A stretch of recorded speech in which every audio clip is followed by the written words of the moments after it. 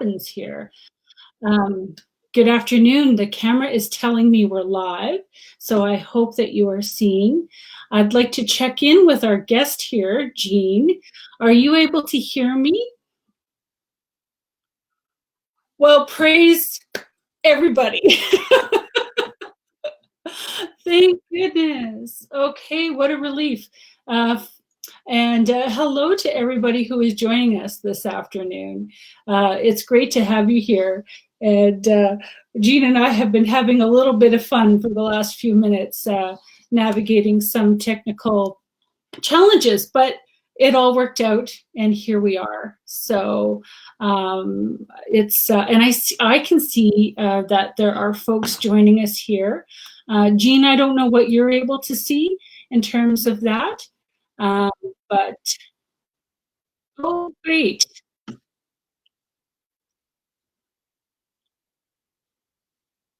Right, right. Actually, if there is somebody who wants to say hello and just to let us know that they can hear us and see us, that would be great.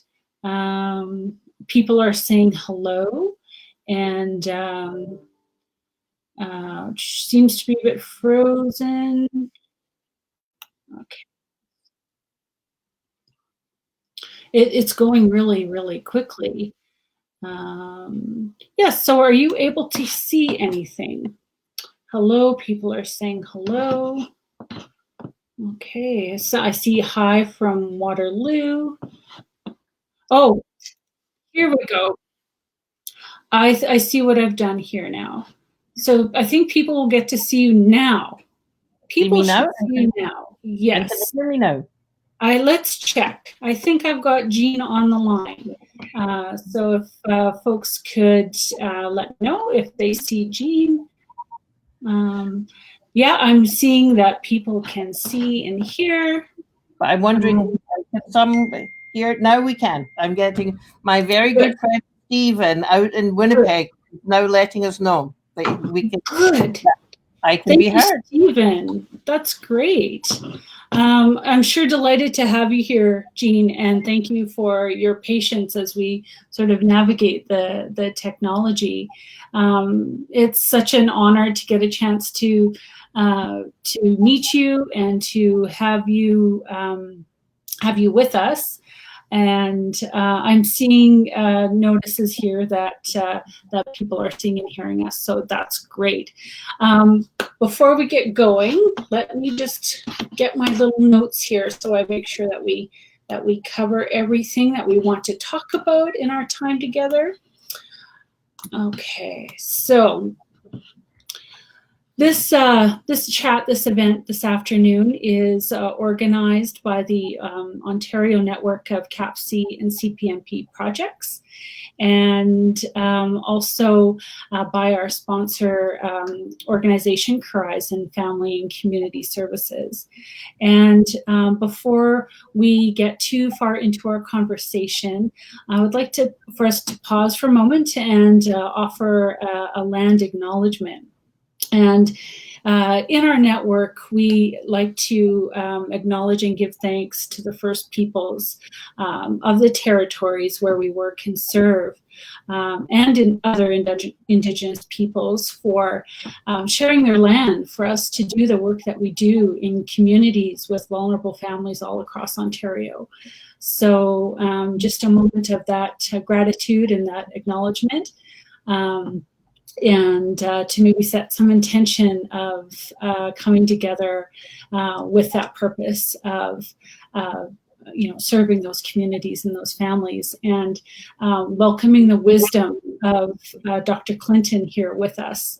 So thank you to those First Peoples, and thank you, Jean, for joining us. I wonder, would you like to take a moment to introduce yourself? I'm guessing a lot of people watching know who you are, but we maybe could like to hear a little bit about who you are and what brings you here. Okay, well, great. Thank you, Sydney. And, thanks so much for that, the acknowledgement, the land acknowledgement. And I loved your setting the intention that in these in these troubling times, that we connect together in ways that support our desire to help people and ourselves get to better. Be the best that they can be. So a little bit about me. One, thank you for all the loving messages that are being sent my way. I'm just getting goosebumps. But as you know, I'm a child psychiatrist, infant, child, and adolescent psychiatrist, and spend a lot of my time now being what I consider upstream, and that is looking at the conditions that have children run into trouble in the first place, rather than where I spent many of my years was in the middle of the river, trying to grab one or two families at a time.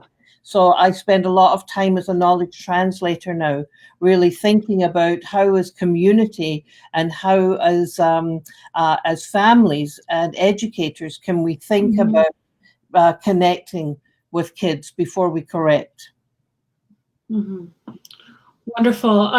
The community developer in me, Jean, loves to hear about people talking, working upstream, right? And looking to address those root causes or those root issues that, create those vulnerabilities in the first place.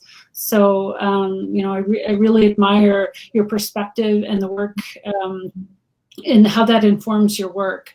It's just so very important. Now, as Jean knows, we talked about this. There are a couple of videos that I'm not sure if I'm going to be able to show. Should I try and do it? Why don't you take a second just if it works? Yeah. What's that? Why don't you try? Okay, yeah. Let me at least tell everybody about these videos. And Jean, maybe you might want to add a little bit, because I know you've been involved in making some of them. So the context for these videos that we're going to tell you about is that this public health crisis that we are facing right now with the coronavirus has unique impacts upon the health and well-being of children and their caregivers. And with this need for physical distancing and the closing of daycares and public spaces, the stress and pressure on families is really unprecedented. Parents and caregivers are struggling to do the best they can to help families. And Carizon, along with Dr. Jean Clinton here and the Blend Media Group, wanted to create some tools to help families. So we're happy to tell you about this series of videos that will provide tips, resources, and supports for parents. They're called the Handy Tips. And there are 4 videos that show young children what they can do to help keep themselves and others safe.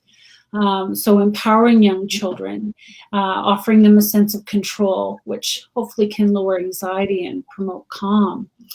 So these videos, and we're hoping to show you an example of one, fingers crossed, we'll see how it goes. But they will be downloadable from the Carizon website, and we'll be sure to put a link on the Facebook event page for this chat, and also on our network page. I'm sure Jean's Facebook page as well will probably have those links. And we'll also be sharing them in our social media. So, Jean, is there anything you wanted to say about them before I try to show one of them?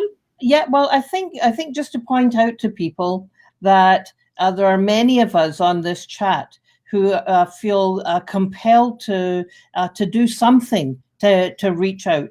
And my dear friends, Kathy Lee and Tim at the Blend reached out to me and said, can we get some quick messages put together for kids so that they feel that they're actually doing something? So like many of us here, this is just one very, very quickly produced set of videos. So yeah, let's see if it works, and then we can talk a little bit more about the coronavirus and what we can think about doing.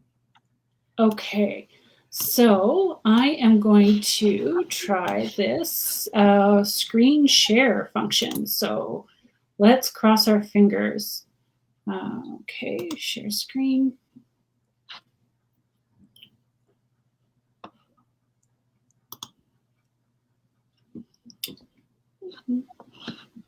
So just trying to get it pulled up here.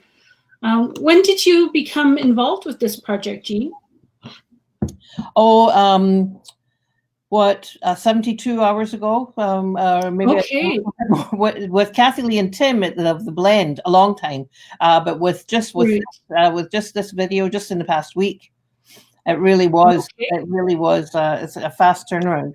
I'm wondering if it's going to work, or if we should just kind of start. Well, maybe we'll come back to it. Okay. And try it at the end, because I just had to do a little adding a little extension. So while that's going, let's just maybe begin our discussion. All right. So I've been reading and listening to people whose views I respect a lot, like Dr. Bruce Levy, Dr. Bruce Perry, and Levine, and the Harvard Center on the Developing Child. So thinking about how can we help families in these challenging times. And one of the key lessons I'm learning is that we have to remember that kids are little barometers of us. So one of the absolutely most important things is, if we're incredibly anxious with the kids, they're going to pick that up. So one of the key things is to check your own temperature, as it was. I was, we've got in our family, I'm having to check our temperature a lot, because we've got, I have kids on the front line in healthcare. And so, to lend kids your calm, and to make sure that we as adults are thinking about how can we help the kids rather than being overwhelmed. And so what that also means is, it's so easy to get caught into the over and over and over again of the media. So to be healthful towards ourselves, and that is limit the media exposure that we have. Particularly, kids don't recognize that the media is repeating the same stories every so many minutes, however long it is in between. So if you've got it on in the background, they're thinking, oh, here's another new event. Oh, here's another, so we really have to be judicious there. So why is it so important for us to stay calm? And that's because, we all talk about self-regulation, of course, but when you think about how the brain actually works, what we need in order to get to the best state that we can be is to make sure that we are feeling, and for our kids, creating safety. So that this is what my friend calls the 3 great states, the 3 S's. So we need to be creating safety. So for each of our kids, we need to think about, how do I create that for them? And that means, as they ask questions, you don't go into long epidemiological explanations, but you keep it as simple as developmentally they ask, and ask them, well, what do you know about it? They also, we are the most important stress response buffers is our relationships, where we feel significant, where we feel that we belong, that we matter. And so even though our kids are going to they're home from school now, they're home from childcare, we need to be thinking, am I connecting before I'm correcting? Am I recognize that the kids are going to be asking you the same question over and over and over again, completely normal. It doesn't mean that they've suddenly lost their IQ, right? It's completely normal. But the brain is saying, so am I safe? Do I feel like I belong, that I matter, that I'm valued and valuable? So that means we pick and choose our battles as parents. We pick and choose our battle. Think, connect before correct. And then, the 3rd great state is, am I situated? Do I know what my job is? Do I know what my purpose is? And so we as parents need to remember that the purpose of childhood is play. That is how they learn. That's how they change their environment to understand it more. So, are we focusing on creating experiences for them to be played and playful? So that means, what do we need to do as families is we need to intentionally lighten up, be more playful. There are some fabulous writers out there. Anne Douglas, our own wonderful Anne Douglas, is a fabulous resource. I also really like Dr. Laura Markham, who is AHA Parenting, and Vanessa Lapointe. So there are some really great resources, credible resources out there to check into about how do you play, how do you create crafts and those kinds of activities for kids, because it's really important that we think about what the brain likes is predictability, and how can we create routine. So don't sleep in all day.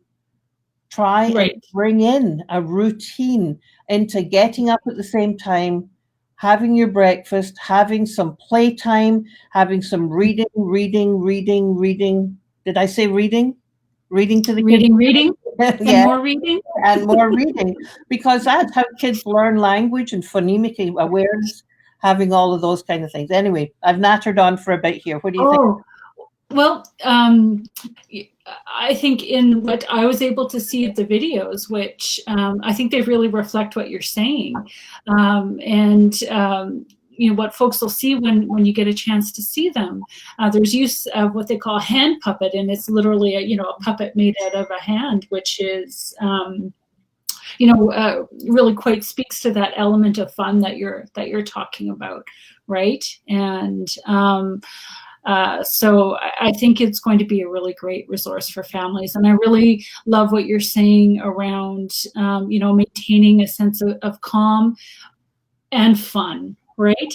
And what I'm hearing you say too, Jean, is the importance of routine, right? Because that's such an important kind of space of safety for kids as well, especially when we're going through something extraordinary or different or challenging, like we currently are with the coronavirus. From the brain, and that those three great states, that the kids and we do what we need to feel safe, to feel significant, and to feel situated, so that we feel safe, that we feel connected and belong. And now, what does that mean? So for me, that translates to I'm on WhatsApp a lot, with my kids, with my family, and sending pictures. So I've got pictures of my my 5 grandchildren, not all of them eating, making cupcakes, but doing science experiments, doing all kinds of things, doing all kinds of things at home. But I'm also saying yes to these kind of opportunities where I can connect with you. I'm stuck at home, but I'm connecting. I'm doing Zoom meetings, and also with some friends. We had a virtual soiree or whatever, getting together. So we were all in our own houses. And one time we even did a short story. We read a short story. And my husband hated it. I loved it. And so we had great conversations about it. So that's, that sense of belonging, cohesion, we can build. We can build and do something. And so back to the brain, I keep saying the brain. So if you think of the brain as a kind of upside down triangle, and at the bottom of the brain is we have the primitive biological drives, and at the top of the brain, at the top of that triangle, if you like, is the thinking brain. And you can't get to the thinking brain if you've got that alarm system turned off at the basic part of the brain, the primitive part of the brain. That's why my Right. friend Stephen de Groot, who has developed this model of safe, significant, and situated, is very clear that first of all, you need to have that safety, because once you, and how do you get that safety? Well, you have to be able to do it through relating. Right. You relate. Once you're able to relate, then you're able to do other things. But to relate, you first have to regulate. Yeah. You first have to regulate, and that regulation that's why I talk about, and Bruce Perry talks about dancing or drumming. That you're active, you're going outside, you're taking in nature. That is all that is helping you regulate. Once you can regulate, then you can relate. Once you can relate, then you can reason. Right. That makes sense. You know, we watched a recording of a webinar of yours last week, the one you did for the infant mental health series, and you did a session on ACEs, and we had such a great group that really enjoyed your session. And I remember you talking about as well, acknowledging those different types of stress, right? And that, you know, we do come across stress in our life, right? You talked about setting up your presentation, and I'm of course relating to our experience just now, you know, right? Getting online, and these are sort of normal experiences of stress that happen. And then it's about thinking about that progression to that toxic stress, right? And how can we buffer against that? Yeah. So what we and so this is the Harvard Center on the Developing Child and the Alberta Family Wellness Initiative. So the FWI and the Harvard Center have done a really good job of this, of explaining that we have different degrees. Like stress is absolutely normal. It's in throughout life and daily life, and how well we're able to deal with that stress, how it's moderated and buffered by relationships, determines whether it's going to be toxic stress or whether it's going to be toxic stress. Sorry, I've got a call coming in here. So is it toxic stress? So if you don't have the moderation, and what helps you become more, what helps you that stress become more moderated and moderate and able to be dealt with is, can you create predictability out of unpredictability? Can you create connection out of disconnection? So you slide the scale away from distress over to stress. Right. So we'll post on this a lovely couple of videos, conferences or podcasts or something that Dr. Bruce Perry has done to explain this. So you can see why from a neuroscience perspective, the things that he's suggesting and I'm sharing with you are what are building these pathways from despair, distress to managing stress. And it's all about the relationship and the connection and that ability to help regulate. I mean, yeah, absolutely. I'm keeping an eye on the comments here, and I'm seeing a lot of sort of affirmations for you, Jean, and for what you're saying, and a lot of gratitude being expressed. I haven't spotted any questions at this point, but I have to confess it might be a function of my glasses and the progressive lenses and the small print. So if you have asked a question and we haven't noticed, please forgive me and feel free to maybe ask it again. And if we also will go back, if you know, we'll have an opportunity for people to ask questions on our Facebook page that we can answer those. But in the meantime, a couple of questions that we had for you for our discussion, Jean. Is there anything that you would say in the field of infant and child mental health is new and exciting, or anything that recently that you've noticed? Yeah, well, so infant and early childhood mental health really is all about the developing capacity of little ones to make connections, to become attached, to develop those peer relations and the dyad, first of all with mom, dad, partner, those crucial ones. So building the ability to create that's one part of infant mental health. It's social and emotional development.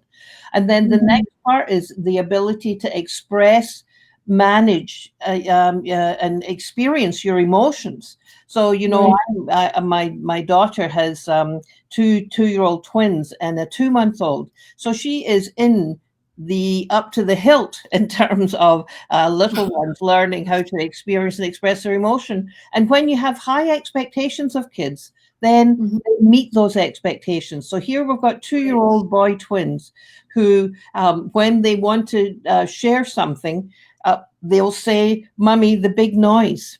And so that is a little timer on the phone that goes off. And when it goes off, they switch.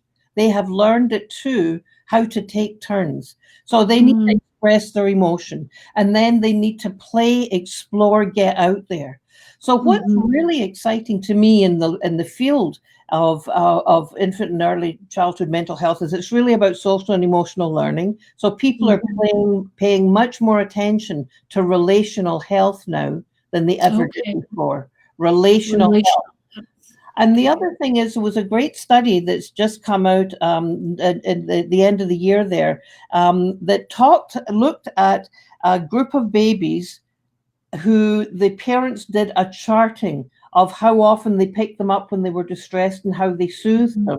There was a group that did it a lot, a group that didn't do it so much, and then they looked at the DNA sequencing and what they call the epigenetics of the kids, the epigenome, and what they saw was significant differences in the babies who were picked up a lot and the ones who weren't picked up a lot.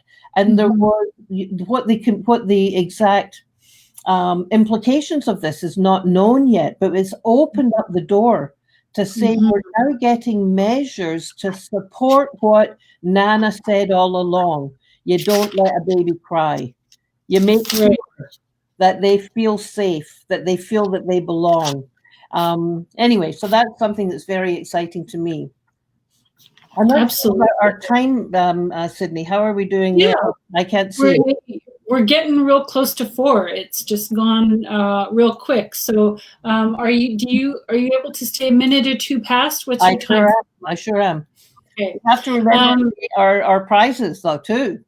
That's right, and I'm trying to wrap our brain around that about the best way to do that, because we actually have a couple of copies of a book that Jean has recommended called Happy Parents, Happy Kids by Ann Douglas, who you talked about earlier.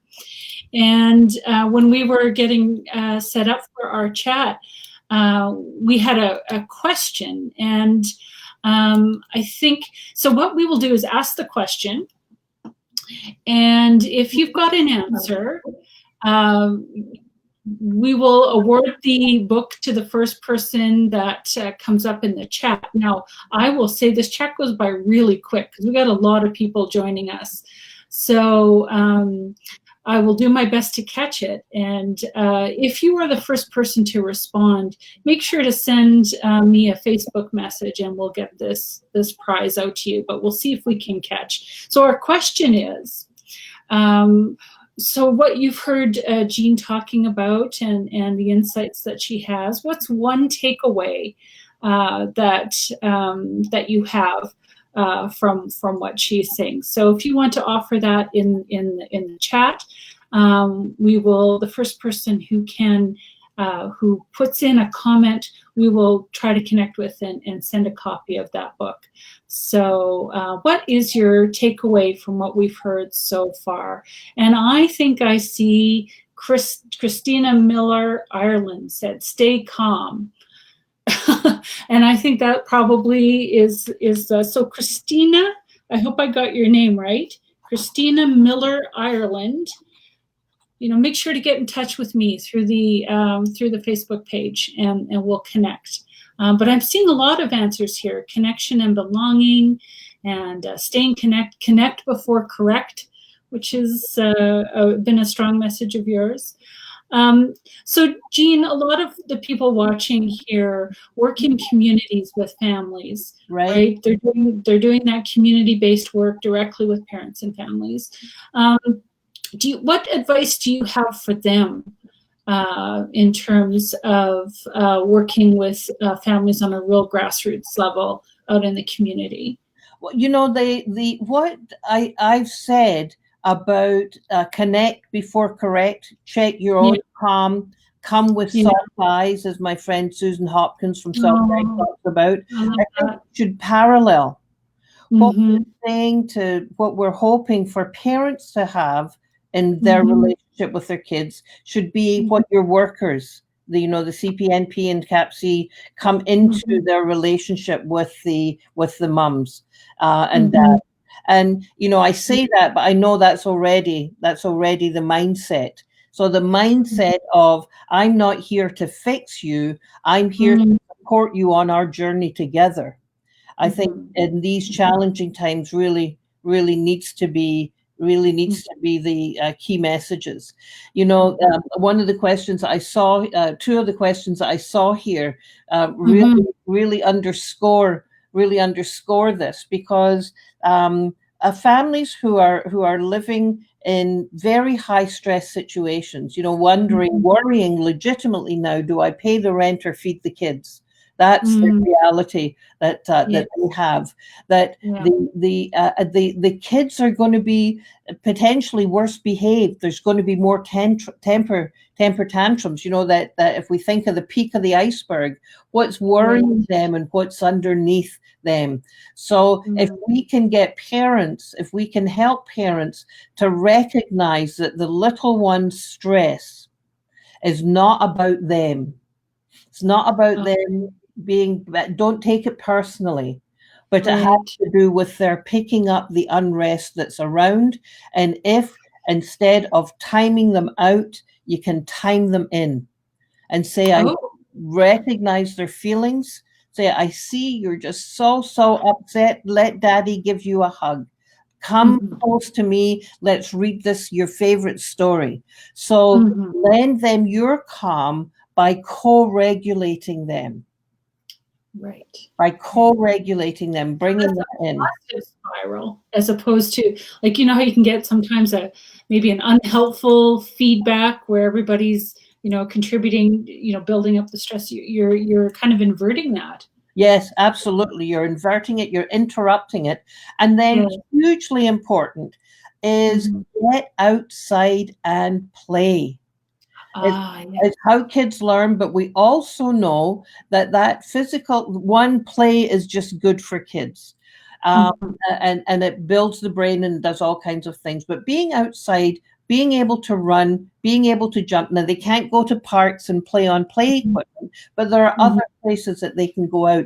Get them outside, away from the screens as much as possible. Hugely important. So important.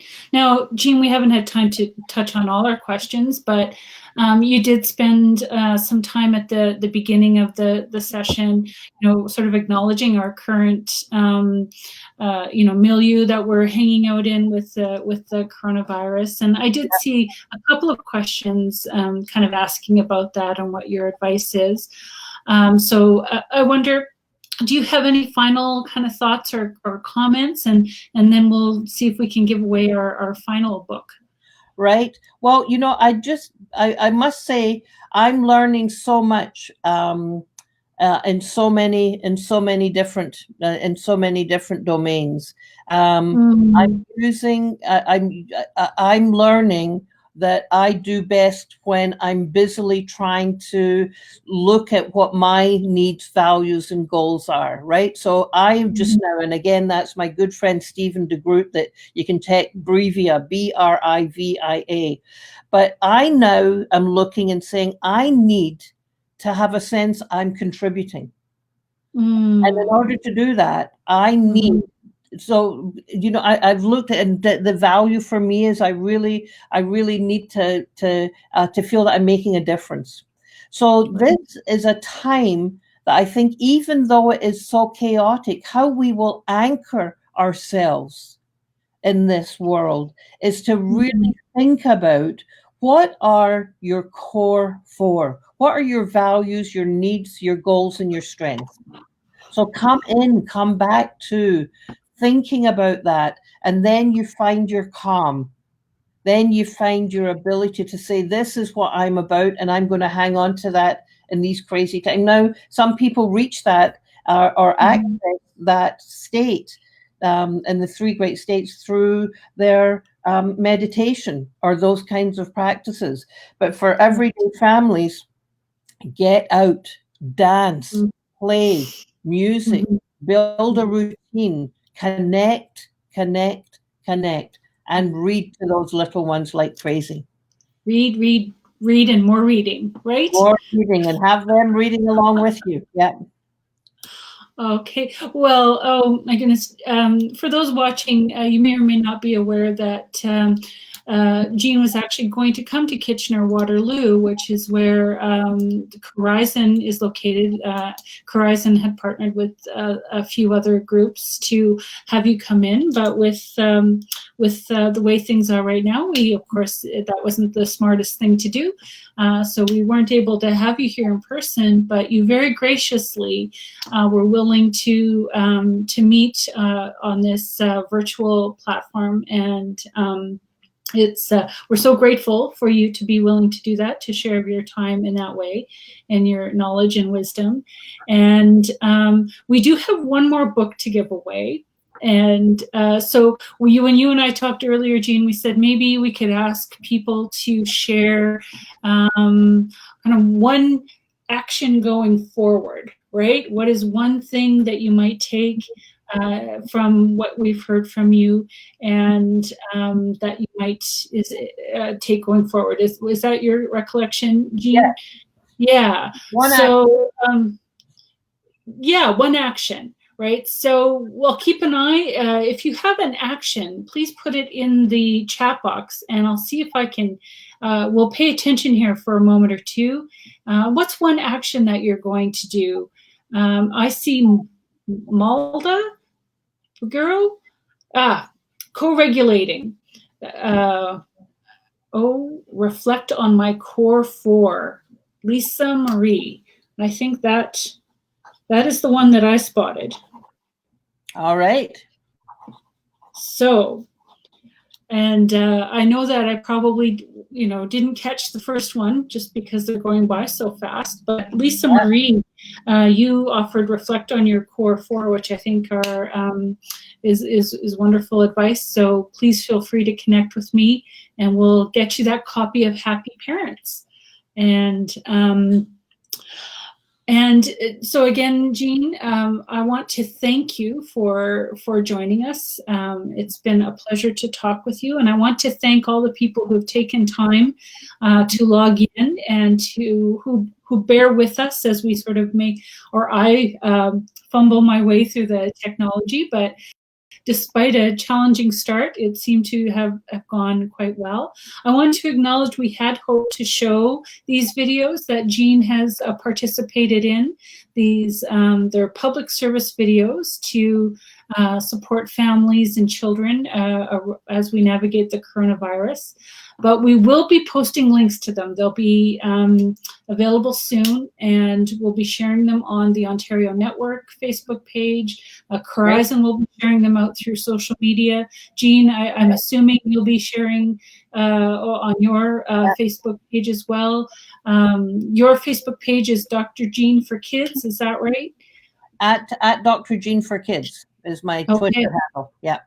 Yeah, so make sure to follow Jean there if you're a Jean fan, and that's all I can think of. I think we've covered all the things. I'm sure we could talk for another hour or so, but there's always so much to say. But, there is. Now, one question I have is, is there a way that we'll be able to capture some of these comments? I'd love to go through them, and if there's a couple of questions that are themes, then we can post an answer back. So maybe we can figure that out.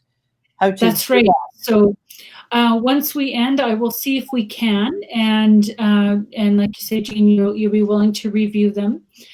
If you did have questions that didn't get answered, feel free to post them on our event page that we had, or on our network page, and we'll get them to Jean as well, and she can have some comments back to your questions. So we'll do our best to follow up. It's been really great to see all the folks who are here, and I'm seeing a lot of wonderful gratitude towards you, Jean, for the work that you do and for your time today. My pleasure. Glad to be able to do something, and thanks for hanging in and figuring this technology out. That's a little stress provoking, but great. Thank you very much. Be well and hug those kids and FaceTime with Nana. Okay. Thanks, Jean. Okay. Take care. And thanks, everybody. Thanks for joining. Have a lovely rest of the day. Okay. Bye-bye. Bye-bye.